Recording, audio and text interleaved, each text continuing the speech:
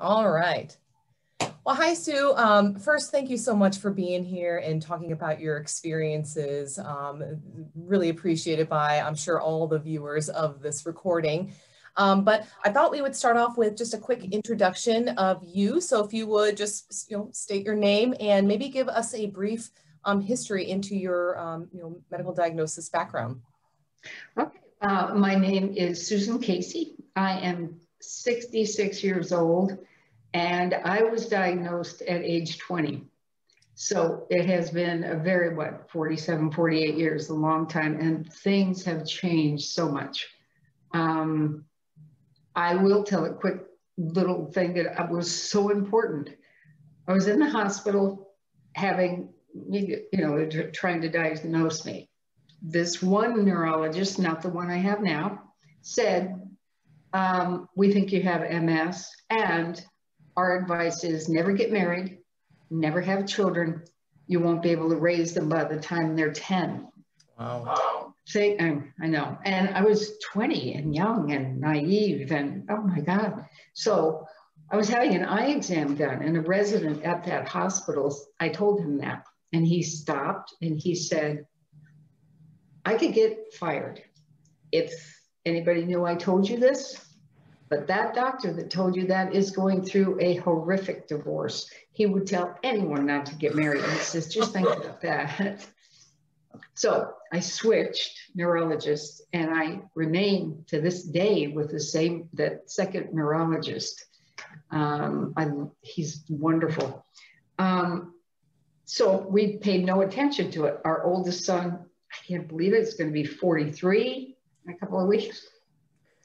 And the youngest one is turning 40.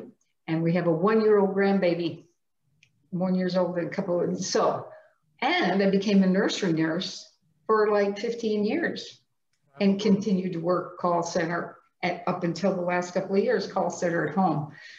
So things are different. Things are so different right now. And there was no technology then. I had nothing to look up. There's research, go to the library, you don't know what you're looking up.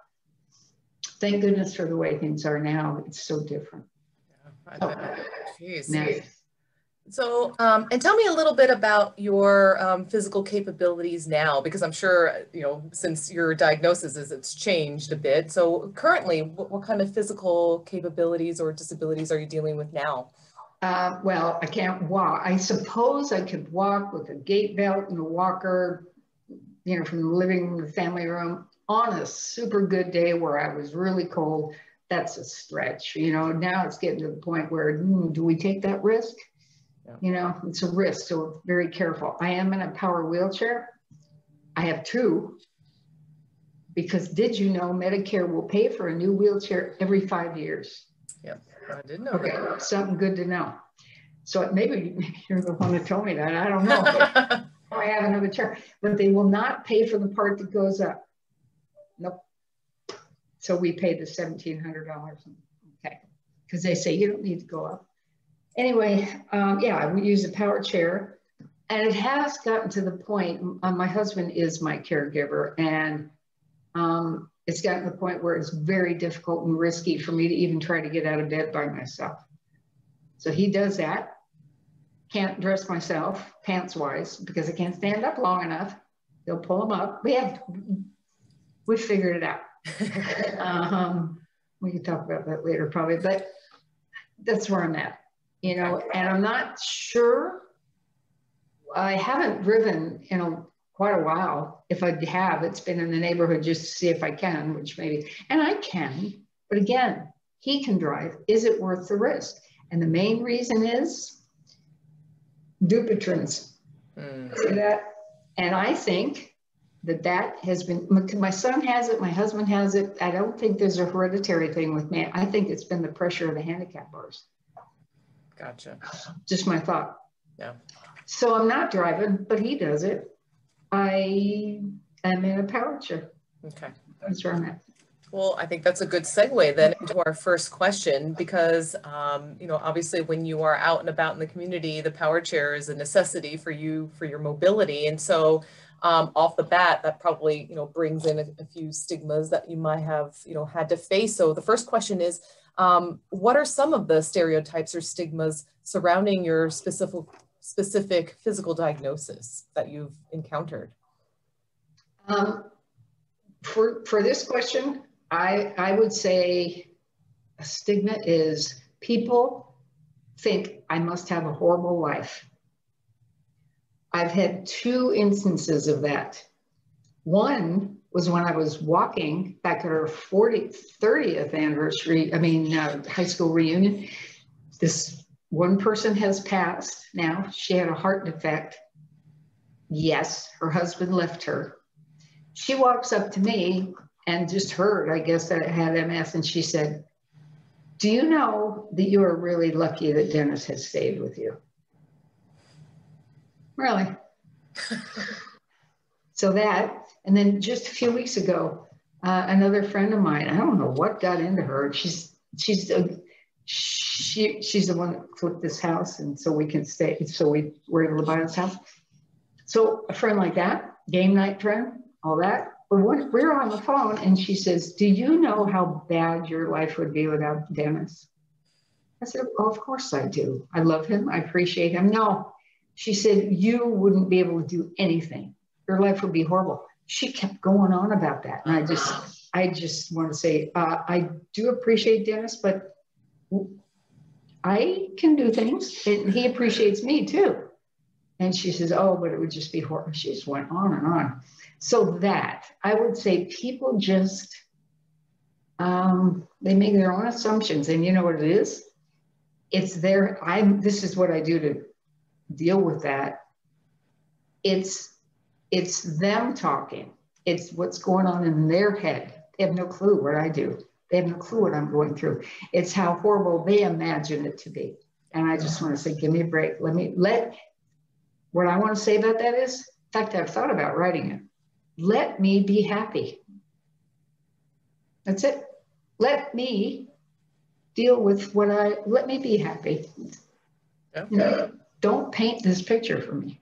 Yeah, absolutely. I think we just found a new bumper sticker logo. Yeah. Let me be happy. Jeez. Yes. I definitely should write something about it. Yeah, that's a great example. Thank you for sharing that. So the next question, you kind of already told one little example of this, but have you experienced a difference in the quality of healthcare treatment you received prior to your diagnosis compared to now? Okay, besides the one thing I mentioned, here's another one. Yes, I've absolutely seen a difference. Because I have MS, I can see it in their mind. They're kind of just blowing it off at whatever I'm talking about. They're blowing it off as, well, that's just probably MS. But the worst thing that was ever said, my gynecologist, I was, my age, and, this is personal, but things, how pelvic floor issues. Yeah. I asked her about it, and she examined me. She says, "No, mind you, I'm laying back like a regular exam." She says, "No, everything's fine." And then once I sat up, and she said, "Why would anything be wrong with you? Gravity doesn't matter with you. It wouldn't damage you because you don't stand up. You sit in a wheelchair all the time, so nothing would fall." And I, really? What? I know. That was bad. I swear, I feel like we're going to have a lot of just face slapping moments in this interview because A, awful, and B, you said something really eye-opening that even I didn't really fully grasp, in that, even healthcare providers, you just said, maybe will every new symptom that you might have, they're just easily brushed off as, oh, it's probably MS, and don't take you seriously, even though something else could be happening that they need to look into. So I never really thought about that, and how much all the time to advocate to be no, listen, I know my body. This is separate from the MS. This is something else. And I think they don't like it if they know I'm a retired nurse. They think I'm overthinking. So that adds to their blow off thing. It's like, oh, you got MS, you're making a big deal out of it. I want to say, no, I do know what I'm talking about because I do have a medical background. Yes, I am also an incredible overthinker. I am, but sometimes I think it's in my benefit. Yeah, absolutely. Mm-hmm. Wow. Okay. Well, this is a good segue into this next question. So, as people that are watching this video, they are the future in terms of healthcare. These are your future PTs and, and doctors and everyone else. So, Sue, how can we as future healthcare providers help to break down these stereotypes and barriers to better assist our future patients? Well, number one, listen. Just listen to me. Don't be thinking you've got 15 minutes, if it's a doctor, 15, 20-minute visit, and you don't blow me off. Listen to me. And don't make assumptions. Just don't assume, like that one doctor, oh, you're in a wheelchair, nothing's going to fall. Don't make assumptions and just listen to me for a minute. Don't pass any judgment, Yeah, a great answer. Very important for people to know and just listen. Sometimes listening is the best thing that you can do during an examination. It has nothing to do. Don't be thinking about your next appointment. Don't think about just shush. Oh, my poor husband. I say that all the time. Shush, shush, shush. Just listen to me, right? I wonder what a doctor would do if I did that. Shush. All right, so this next question. So Sue, what is something about your physical ability that may have impacted you in a positive way? I've got such a good one. You should see the load of towels that's in the laundry basket in our walk-in closet waiting for me. So chores, I do love this part. Chores that I used to, before I wasn't disabled, I used to roll my eyes up. Oh God, I got to fold the laundry. Oh God, what am I going to do? Right? Now, my husband does the wash. I can't, even if my chair I can't reach down in the bottom of the washing machine to reach that far down. So the hand towels and washcloths, our drawers in our closet are set. I thought, how am I going to, I'm going to put these away. How am I going to do? I'll use the drawers as shelves. So I pull them out and I throw the pillowcases over here on that drawer and I throw these here and everything's clean. So, and I'm not worrying about my contacts because it's all clean. Throw this here, throw this there, fold it up, put it in the shelf, take this out. If we have time at the end of this, I have a hilarious story about that. Okay. Yeah. So that's it. I would say it really is a good one. I would say it's showing me, or it's making me appreciate what I can figure out to do. I love figuring things out, and it gives me a lot of satisfaction. Satisfaction that I probably wouldn't get if I folded the laundry before. Yeah. Interesting. Good point. All right. Next question. So if someone were to be watching this interview who may also have a physical disability that they might be struggling with, what advice would you give them to be able to cope better with their physical disability? I have a couple of things that I do. Okay. Actually, well, I don't know if I can say this, I guess. I actually read an article about it the other day. I couldn't believe it. But anyway, my first thing, and it's kind of a joke, but it helps. Swear.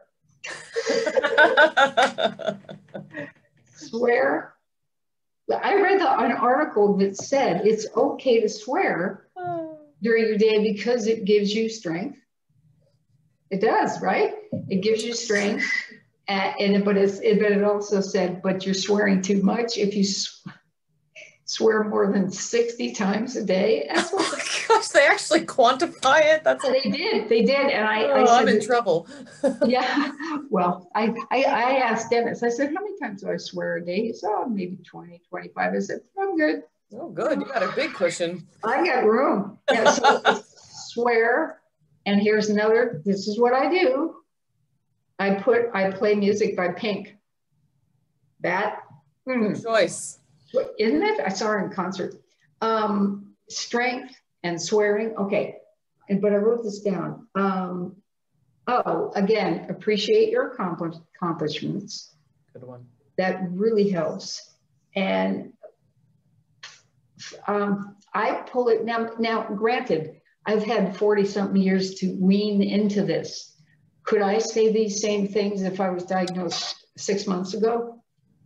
I don't know, because I have learned as I've gone on. But find joy in your, or happiness or contentment or something from your accomplishments. And I also think narrow it down. Be in the moment and think, wait a minute. And I'm an overthinker. I can think, oh God. I try to pull that in and go, wait a minute. I live in a beautiful place. I have a wonderful husband. I have a new grandbaby. I am able to do something today. Take that, I'm about to cry, Santa, but grab the good. Yeah. Oh, I love that. Grab the good.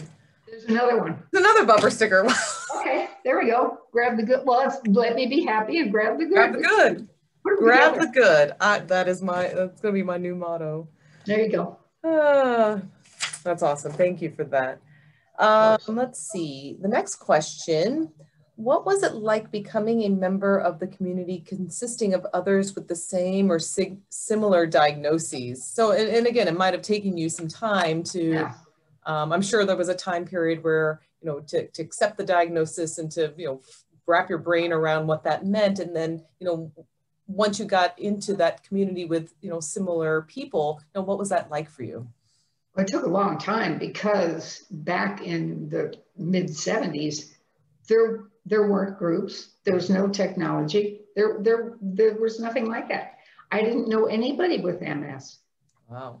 Yeah, right. So now, oh my God, things are so different. I actually joined a Zoom MS thing through the MS, my MS. I belong to some social, like Facebook for MS people. That's interesting. But for me, it took me a long time to want to be a part of that because MS doesn't identify me. Yeah. And people immediately think it does. It doesn't. What identifies me is I have a new grandbaby. I accommodate MS. I'm not MS. I'm not. So I didn't join it.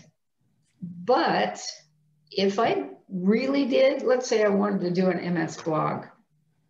Here's my thing. I would like, what was her name? Irma Bombeck. I'd like to be the Irma Bombeck of MS. I'd like to tell the funny stories, lighten it up. But again, maybe I can do that because I've had so long. I've been so blessed to have so long to get used to it, I've had many other patients who say the same thing with you is like, the support groups and meeting other people are sometimes good, but sometimes it's the opposite. They don't want to have that, the label and and have that be their core community. So I see positives and negatives to. I do too. Now, you said you are members of some of the social or clubs or social online things. Like, is there something specific that you're getting out of them now that you enjoy, or is it just to kind of just keep in contact with some others? I'm not personally, I don't know anybody. It's not like I'm connected to friends on Facebook. I don't know anybody. And it kind of depresses me at times because people are actually putting things up there. The person that runs this one particular one is very light and bright. She puts up, and then someone will put, I'm contemplating suicide. Oh God. And that just, wait. So again, I feel blessed, I think, I don't know if I'd be going off track to tell you this short little thing, but you mentioned way back, you know, like what was when I was first diagnosed. And I don't know what question this would fit. You can figure it out. But Dennis was at the Air Force Academy. I was pretty newly diagnosed. And I was at Metro Center Mall, which is closed now. But I was walking, and all of a sudden my legs started to limp really badly, get weak, and I was limping, and I'd never had that happen before. And here's where I can find the funny in the sport. I didn't know Dennis's parents that well. My mother didn't live here anymore. My dad, he lived here, but long story. So I didn't feel at that moment that I had somewhere to go and say, oh my God, look what's happening. So I went to my now in-laws house, Dennis's parents' house. And his mom opened the door, and I was crying. And she said, what's up? What's going on? And I said, I was just at the mall. She knew I had MS. I was just at the mall, and I'm having a lot of trouble walking. She said, come in. She sat me down, and we talked for a minute, and I was more composed, but she said, hang on a second. And she walked away, and she came back with a shot of Jack Daniels.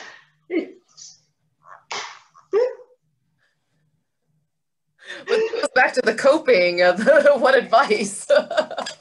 Laugh about that to this day. She's 91 years old now and assisted living. And I think I can still tell her that. And I see that glint in her eye, you know, where she thinks that's funny. I don't know if she remembers it, but there's one of the funnies. So now I'm hearing, to cope, we need to curse and do a shot of Jack Daniels. And play pink. Yes. Right? Good times. That's hilarious. Let's see.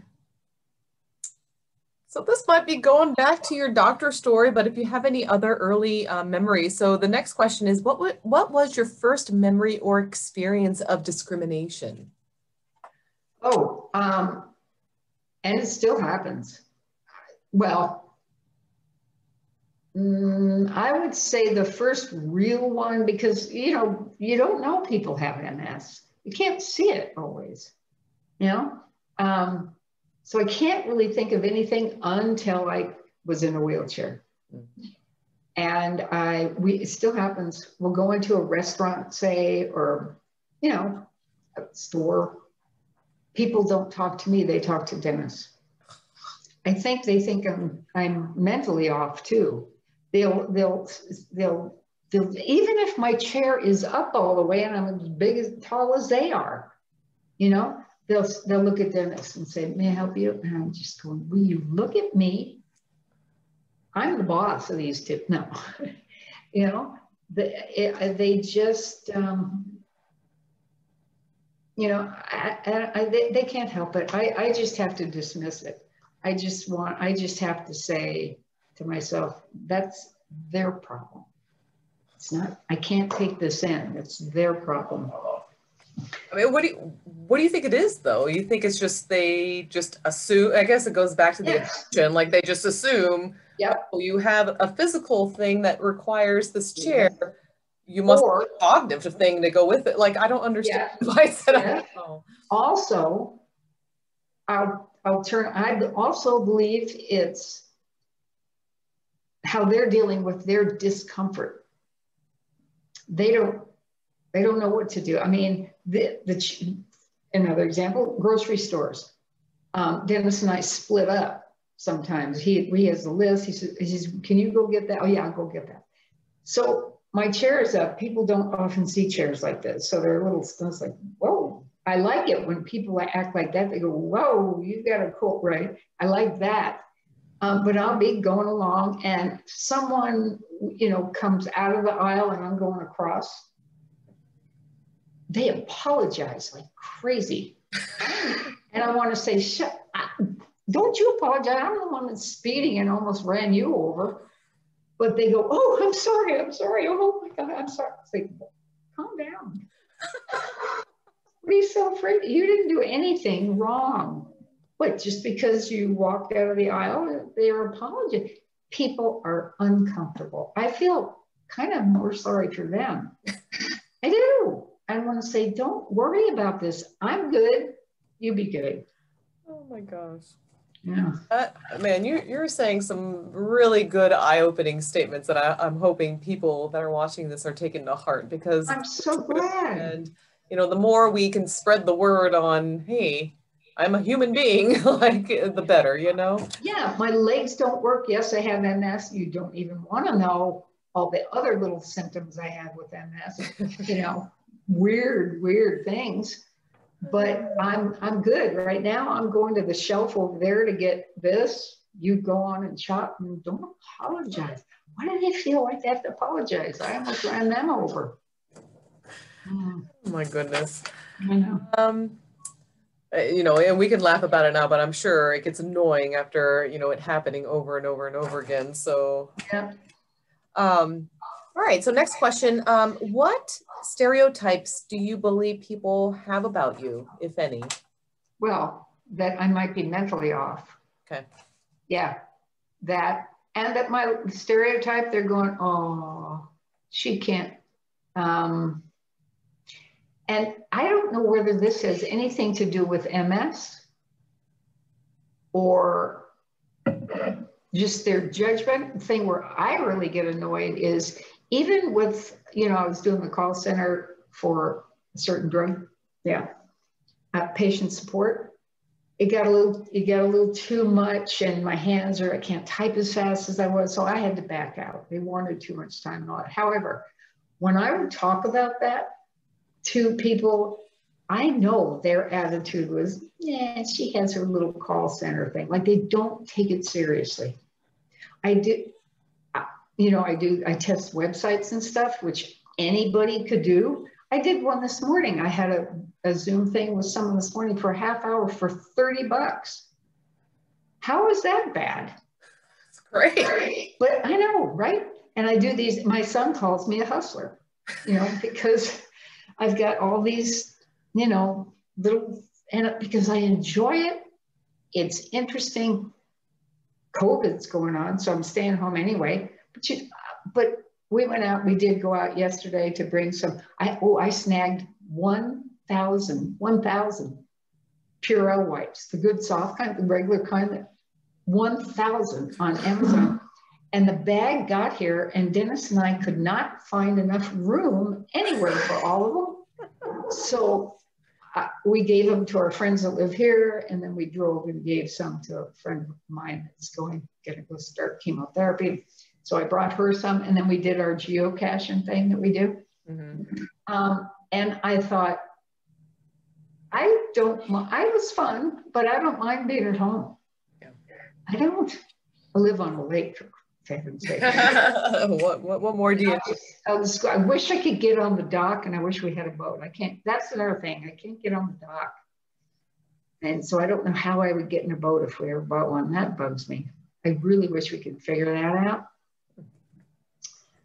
But, so did I answer your question? You did, thank you.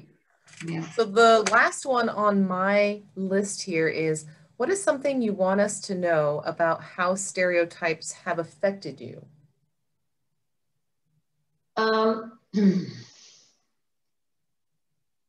It has made me feel like people completely misjudge me. You don't really know. I had that one friend, she did not mean it in a bad way, the one that's going through chemo now. Years ago, she said, I have questioned this so many times. She said, who would you be without MS? And I didn't understand the question. And I've asked her, and she says, oh, I don't remember asking that. I said, well, you did. And she said, well, I don't know what I meant. Oh, so now I got to come up with, did she say, that could have meant she thinks I'm smart. I used to work with her, so she knows I'm not mentally, not too much. You know, there are things like, yeah, I'll go out there and say to dinner, what did I come out here to tell you? You know, that sort of thing. But I didn't know whether that meant she thought I was really good now. And oh my God, who would I have been really if I didn't have this to deal with? Or did she mean MS has formed a, and I think this, MS has made me, and I have no idea how I would be without it, but MS has made me find ways to fix, I get pleasure out of finding ways to fix things, out of making things work, out of still being there for my friends and my family and my sons. And yeah, I'm a sap. I'm a complete sap. Oh my God. But I'm also, you know, like one of those. Yep. How are we doing on time? I don't want to forget that funny story. Oh yeah, we've got a few more minutes. So that was my my final question to you was going to be, you know, is there any other thing you want to share that might be relevant? I don't know if I've talked to you on the phone or seen you and told you this, but it's not on tape, and you can edit out whatever you want. Picture this, right? Dennis was working at Home Depot, like, you know, he's quit that now, but he was. I wanted to fold the laundry in the closet. But I was going to have to, I hate telling you this part, but it's just part of the reality of it. I was going to have to use the bathroom before he got home. And getting on the toilet with pants on and off was difficult. So I didn't always wear pants. I would put a pillowcase on my seat to make it like a bed. Nothing on the bottom. I'd have a shirt on. And I put a pillowcase, another one, over my lap. So it's kind of like a skirt. Okay. But my rear end was kind of hanging out. Okay. So I'm in my closet doing the laundry. My walker was in there. And you probably remember a time where I brought my walker in my car and it backed into it and attached to the back of my chair. Remember that? And I thought, oh, well, usually Suzanne has to come out and get it. I'll just drag it in. You cracked up when you saw it in the back. Okay, so it happened in the closet. And my chair was way up. Something, oh, and I thought of you and I thought, well, I've done this before. I couldn't get it unhooked. So I thought, oh, I'll just drag it around. So I dragged it out. I put some towels away. And then in the outer part of the bathroom, I backed into the wall with it. When I did that, you know, there's those latches on the bottom of a power chair that you hit them so that you disconnect the controller. Oh, yeah, to put it in manual mode. Exactly, which is what happened. Oh, crap. Right? I looked at the controller went black. It's like, great. I'm sitting way up here with a walker attached to the back, half dressed. I called Dennis. Of course, he didn't answer his phone when he was working. He never did. And he wasn't coming home for another 3 hours. And I am not sitting in the closet with like this, right? So we are living near our closest friend. So I thought, I have to call Barb. That's all I can do. So I called her, told her what happened. After she finished cracking up and laughing, she said, you need us to come over? I said, yeah, I guess so. You want me to bring Tom? I said, I am half naked. And she said, well, I'll come in, leave him in the living room. I'll come in, I'll get you covered up. And then he can come in and figure out the mechanical part. I said, I guess so. I guess that's all we can do. And Barb came in and she says, well, you're not all that. She says, just here. And we just covered me up with a towel. Tom came in. I mean, I've known him since high school.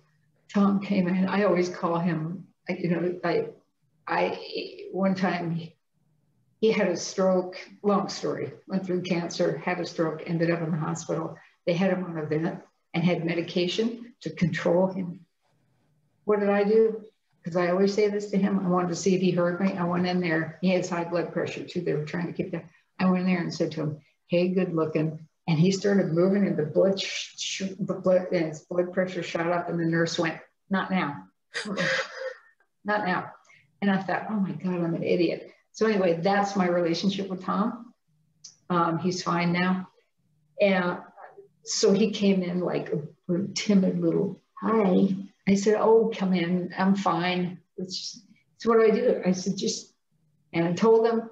He took the walker off, and I said, done. It took all of a minute.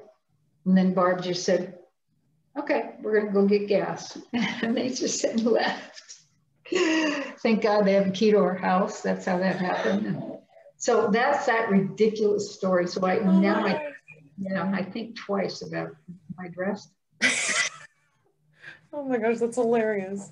And something, again, another thing you have to think about, right? Like, oh, I do. The fact that I can't get dressed drives me crazy. For this, I put on pants because I thought, well, you never know. This is going to be recorded. I'm dressed. I'm fully dressed. And now that I am, see, that keeps me from going out on the deck and looking at the lake because I don't have pants on. So I said, yes, get me dressed for this, and then I can go outside. I can do whatever I want, right? I can. Well, that was a very good story to end on. That was hilarious. And again, it just shed some light about how, because of what's happening physically, you might have to look at your day differently than someone that doesn't, and plan out things and consider things that maybe we take for granted or we don't have to think about. So that story was just a good reminder. There's something else I want to mention about wheelchairs. This is really weird. At first, before I got this chair, you haven't seen this one. You saw the other one. I was wanting a stand-up wheelchair, right? And so they brought one out for me to try it. And what I really wanted to do was I wanted to stand up at the kitchen sink, do the dishes. Now, honestly, who really wants to do that? I do. That's back to that, right? This is amazing why I didn't get one. This is crazy. When it was in the standing mode, my arms couldn't even reach the countertop. How are they going to get to the bottom of the sink to grab a dish? What? So, I like gained a foot in height or something in this thing. So I thought, no. And the guy that brought it out was with me. He says, no, I think I have a better idea. And this one goes up straight, but it also has a 20-degree tilt. So that I have the perfect example in a grocery store. And I love people that see, it's hard for people. They don't know whether they're supposed to try to help or whether they should just let me do my thing. Yeah, I am not offended if people offer help. I think it's nice. I'm not offended because if I don't want them to help, I'll say, oh no, I'm good, thanks, right? Which I can often do. And the man walked around the corner, but at the grocery store, I went to get paper cups, top shelf. So I thought, okay, I have my seatbelt on because I've had those things. I had my seatbelt on, I was up high, but the paper cups were about this far back on the shelf. I was high enough that I couldn't reach back far enough. I had never used this tilt feature. It was brand new to me, this chair. I thought, ow. And I tried it, boom, it leaned me forward. I could grab those paper cups. Awesome. I know, I couldn't believe it. And a man had watched me do that. He said, that is so cool. He said, I am so glad I watched it. And I thought, I'm glad you watched it too. That's cute. That was a good experience. That really was, because he was open to it. He wasn't afraid. That was good. Cute. Well, Sue, we are out of time, but I just want to say that this has been an amazing discussion with you. And I've known you for many years now, and I even learned some things that we've never got to discuss. Yeah, oh yeah, some things that, it just takes you, it just makes people realize that no matter how, many years you are in a profession, there's always new things to learn and always things to improve your care and see people through new lenses. So I really appreciate you gave some amazing examples. And so we thank you for your openness and honesty. And yeah, we really appreciate it. You are very welcome. I'm always happy to help. I will be there You know, as long as everybody's healthy. It's like, stay away if you're not. You know that. But other than that, right? But I'm always happy to help anytime. Thank you.